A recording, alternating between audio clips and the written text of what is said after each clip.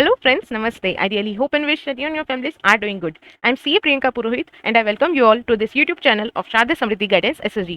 तो आज की इस वीडियो में हम एक बड़ा ही इंपॉर्टेंट और एक ब्रेकिंग न्यूज़ को बचने वाले हैं जो कि आईसीएआई ने रिलीज की है। जी हाँ, आईसीएआई ने प्रपोज की है new scheme of education and training. इस वीडियो के अंदर मैं अपने पर्सनल व्यूज ज़्यादा शेयर नहीं करूंगी, बस मैं ये बताना चाहूंगी आपको कि आईसीएआई ने क्या क्या पॉइंट्स प्रपोज किए हैं और उसके ऊपर आपके क्या क्या विचार हैं, आपके क्या क्या रिस्पॉन्सेज हैं, आप वो इस वीडियो के कमेंट सेक्शन में बता सकते हैं और साथ ही साथ आईसीएआई को भी बता सकते हैं। सबसे पहले हम देख लेते हैं कि आपको ये पीडीएफ कहाँ से एक्सेस करने को मिलेगा। तो या तो आप हमारे टेलीग्राम चैनल पे जा सकते हैं, जिसकी लिंक मैं आपको डिस्क्रिप्शन बॉक्स में दे दूंगी और पिन कमेंट में दे दूंगी, या फिर आप सीधा क्या कर सकते हैं, आईसीएआई की वेबसाइट पर जाइए जो कि है www.ici.org। उसके अंदर जो होम पेज होगा उसके अंदर सबसे ऊपर एक नया टैब फ्लैश हो रहा है, देखिए ये न्यू वाला, जहाँ पे आपको क्लिक करना है propose scheme of education and training. यहाँ पर जैसे ही आप क्लिक करेंगे आज की तारीख में यानी कि 3 जून को आपको एक ऑफिशियल गैजेट नोटिफिकेशन देखने को मिलेगा। यहाँ से आप इसे डाउनलोड कर सकते हैं और खुद से पढ़ सकते हैं। ये जो नोटिफिकेशन है वो जैसा कि आप देख पा रहे हैं, पहले तो ये प्योर हिंदी में लिखा गया है। तो ये स्टार्टिंग मतलब दोनों लैंग्वेजेस में है, पहले ये फुल हिंदी के अंदर कंप्लीट किया गया है, उसके बाद जैसे ही आप इसके पेज नंबर 13 पर आएंगे तब ये आपको इंग्लिश में भी देखने मिल जाएगा।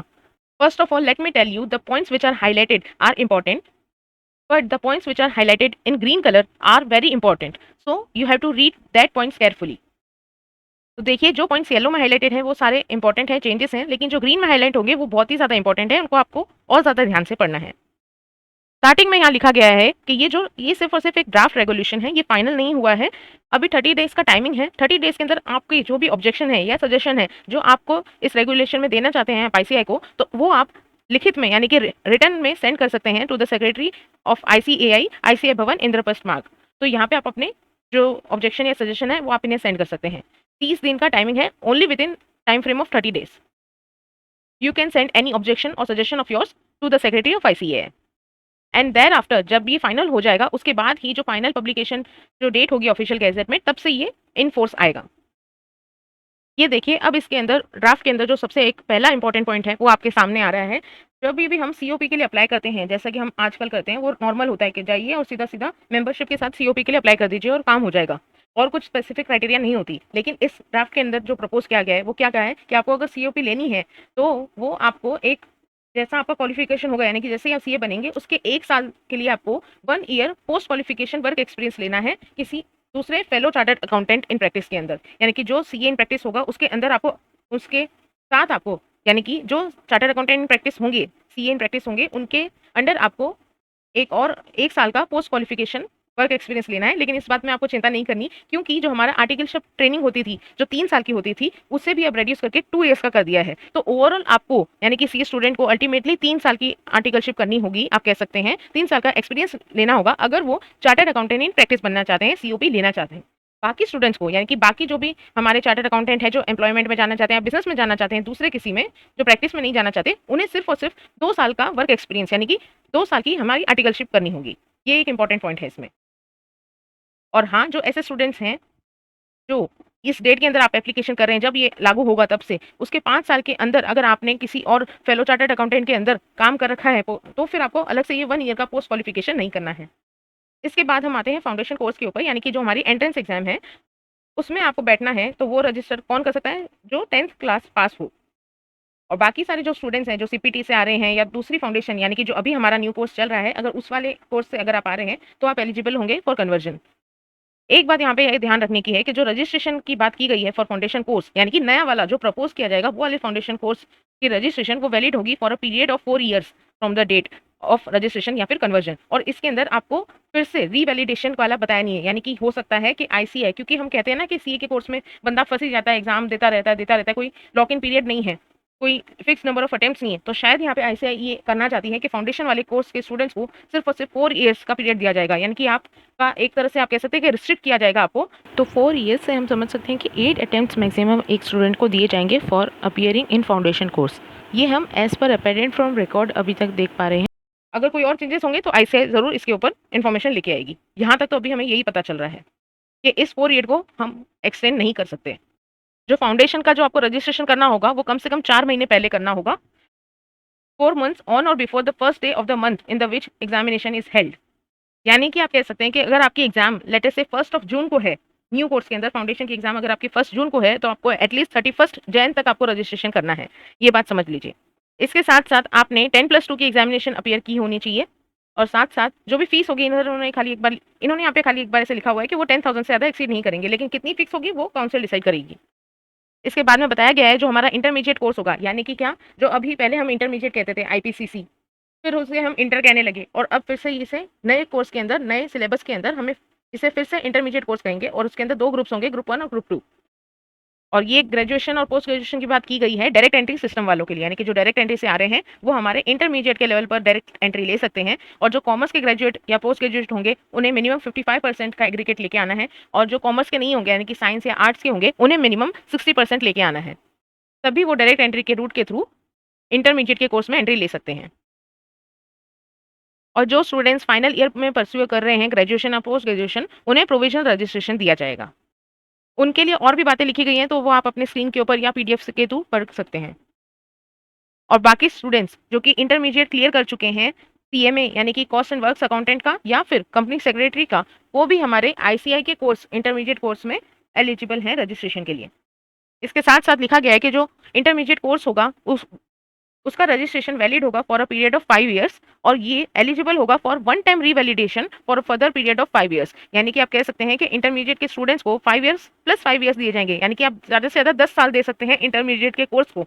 10 साल यानी कि 20 अटेम्प्ट, इससे ज़्यादा आप अटेम्प्ट या टाइम नहीं लगा सकते।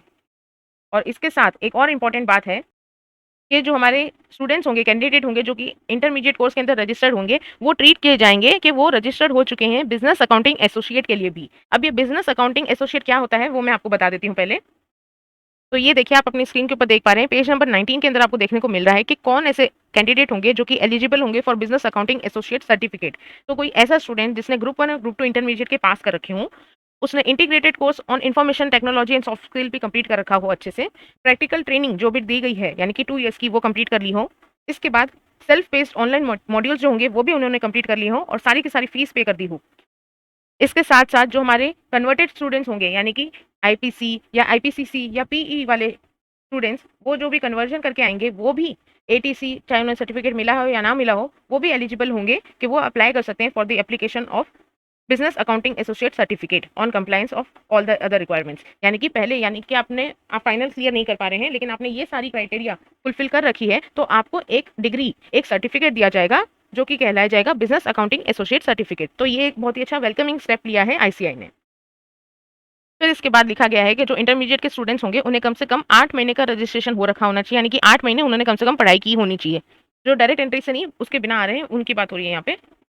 बाद में यहाँ लिखा गया है कि कोई भी कैंडिडेट जिन्होंने पुरानी वाली एग्जाम्स यानी कि इंटरमीडिएट, आईपीसीसी वो सब क्लियर कर रखी है, लेकिन उन्होंने फाइनल कोर्स के लिए रजिस्ट्रेशन नहीं किया है जब तक कि ये अगर इसकी अनाउंसमेंट ना आ गई हो नए वाले कोर्स की, तो वो वाले सारे स्टूडेंट्स इस नए वाले कोर्स के अंदर रजिस्टर हो जाएंगे। और जो ऐसे कैंडिडेट हैं जो ऑलरेडी फाइनल कोर्स के अंदर रजिस्टर हो चुके हैं वो एलिजिबल हैं फॉर कन्वर्जन। इसके बाद लिखा गया है कि जो फाइनल कोर्स का रजिस्ट्रेशन होगा वो वैलिड होगा for a period of 10 years और साथ ही साथ एलिजिबल होगा for revalidation for a further period of 10 years. अब इसके अंदर ये नहीं लिखा गया कि वन टाइम है या टू टाइम है या मल्टीपल टाइम्स है, तो आप समझ लीजिए कि 10+10 तो एक बार है ही। इतने साल तक आप फाइनल के लिए अपीयर हो सकते हैं या फाइनल का रजिस्ट्रेशन आपका वैलिड होगा। अब इसके बाद बताया गया है कि फाइनल का रजिस्ट्रेशन कितने टाइम के लिए वैलिड होगा, तो वो वैलिड होगा for a period of 10 years and it will be eligible for revalidation for a further period of 10 years. तो इसमें ये नहीं लिखा गया है कि वन टाइम रीवैलिडेशन है या मल्टीपल टाइम्स हो सकता है। तो यहाँ पे आप एक बार सिर्फ ये याद रखिए, जो फर्स्ट टाइम रजिस्ट्रेशन होगा वो 10 ईयर्स के लिए वैलिड होगा। फिलहाल आजकल यहाँ पे अभी जो चल रहा है वो 5 ईयर्स का होता है, लेकिन अब वो बढ़ाकर 10 ईयर्स हो जाएगा और उसके अंदर फिर से जो रिवैलिडेशन होगा वो फर्दर पीरियड ऑफ 10 ईयर्स के लिए होगा। और फाइनल में वही सारे स्टूडेंट्स एडमिट होंगे फाइनल कोर्स के लिए जिन्होंने पास कर रखे हैं both the groups of intermediate. इसके साथ साथ एक और इंपॉर्टेंट पॉइंट ये है कि उन्होंने कंप्लीट कर रखी होनी चाहिए practical training as required for admission as a member at least 6 month before the first day of the month in which the examination is held. तो ये समझ लीजिए कि अगर आपका एग्जाम 1 मई से स्टार्ट हो रहा है तो आपका जो आर्टिकलशिप है वो 31 अक्टूबर तक कंप्लीट हो जानी चाहिए। 2 ईयर्स की आर्टिकलशिप कंप्लीट हो जानी चाहिए। तो ये एक बहुत ही अच्छा वेलकमिंग स्टेप है आईसीआई के थ्रू, यानी कि वो क्या कह रहा है कि आपको आर्टिकलशिप पहले पूरी की पूरी कंप्लीट करनी है, फिर 6 महीने की आप स्टडी लीव या मतलब 6 महीना पढ़ाई करिए, उसके बाद ही आप अपने एलिजिबल होंगे, आप अपने फर्स्ट एग्जाम जो आपकी एग्जाम में है आप बैठ सकते हैं। यानी कि आप ऐसा नहीं करें, आईसीआई का यही कहना है कि आप अपनी पूरी आर्टिकलशिप कंप्लीट करेंगे, उसके बाद ही 6 महीने बाद आप एलिजिबल होंगे एग्जाम देने के लिए। और उसी तरह अगर आप 1 नवंबर को अगर आप एग्जाम देना चाहते हैं तो 30th ऑफ अप्रैल उस ईयर की आपकी आर्टिकलशिप जो है वो कंप्लीट हो जानी चाहिए। इसके साथ-साथ लिखा गया है कि आपको सक्सेसफुली कंप्लीट करनी है advance integrated course on information technology and soft skill, और self based exam online module जो होंगी वो भी क्लियर करनी है। साथ ही साथ आपको ये याद रखना है कि जो फाउंडेशन के स्टूडेंट्स हैं, फिलहाल जो ऑलरेडी जो रजिस्टरिंग एग्जिस्टिंग, इसके साथ-साथ आपको याद रखना है कि जो फाउंडेशन के स्टूडेंट्स हैं और उनका जो एग्जिस्टिंग कोर्स चल रहा है, उसके अंदर तो पासिंग मार्क और क्राइटेरिया सेम है, 40% मिनिमम लेके आना है हर पेपर के अंदर, और एग्रीगेट 50% होना चाहिए। लेकिन ये जो हमारी new scheme of foundation entrance course आने वाली है, उसके अंदर आपको एक और, ये देखिए मैंने ग्रीन में हाईलाइट कर रखा है कि उसके अंदर आप पास कहलाए जाएंगे if the candidate obtains at one sitting minimum of 50%, यानी कि 40% नहीं, ओवरऑल मिनिमम 50% ही लेके आने होंगे हर पेपर में, तभी आप क्लियर करेंगे। ऐसा ये न्यू कोर्स के अंदर कह रहे हैं। और साथ ही साथ काउंसिल में adopt the criteria of negative marking भी लेके आ सकती है ऑब्जेक्टिव टाइप के क्वेश्चंस के अंदर।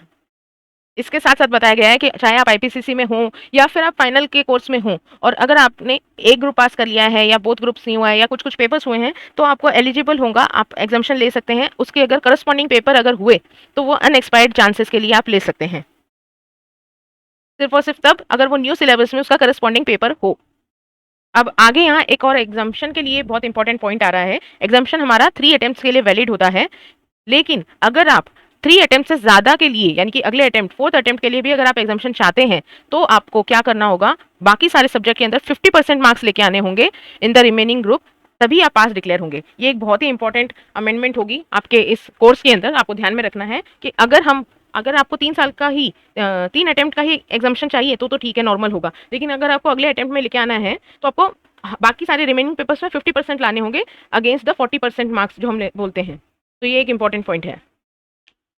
फिर यहाँ पे आपकी जो आर्टिकलशिप की हमारी स्टाइपेंड रहती है उसके बारे में लिखा गया है 4000 5000 फर्स्ट ईयर के हिसाब से, जो सिटीज़ में है, टाउन में है, 5 लाख की पॉपुलेशन या उससे कम है, और 5 लाख से भी कम है तो फिर 2000 3000। लेकिन यहाँ पे थर्ड ईयर का भी लिखा हुआ है, ये मेरे ख्याल से उनको कट करना चाहिए था, क्योंकि यहाँ पे साफ साफ लिखा गया है, देखिए इसके नीचे, कि 3 ईयर्स की आर्टिकलशिप के बदले 2 ईयर्स होंगे।